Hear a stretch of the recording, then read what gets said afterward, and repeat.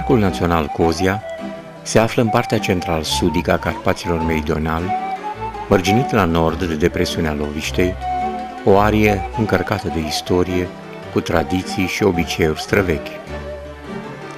Întreaga suprafață de 17.000 de hectare se află în județul Vâlcea și este cel mai recent parc național amenajat în România. Din suprafața totală, aproximativ 7.000 de hectare sunt destinate cercetării științifice. Acest adevărat muzeu natural este aparte prin biodiversitatea peisajului. Gorunul se întâlnește la înălțime alături de salcâmul pitic și de mesteacănul de Cozia. Parcul are numeroase formațiuni stâncoase, deosebit de spectaculoase.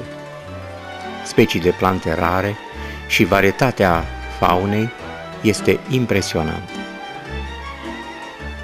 Sunt de asemenea o mulțime de chei și cascade, abrupturi impunătoare și diferențe mari de nivel pe suprafețe mici.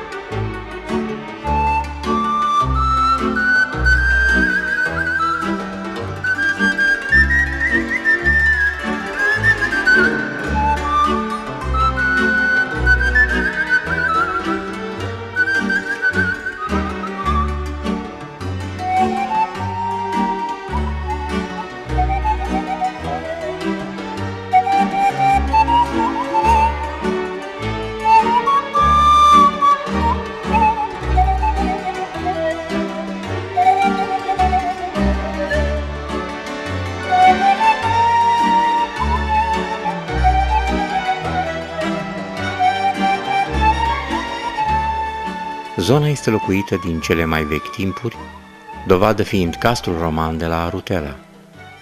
Mănăstirile de aici sunt cunoscute în întreaga ortodoxie, mai cu seamă mănăstirea de la Cozia, remarcabil monument istoric și arhitectonic.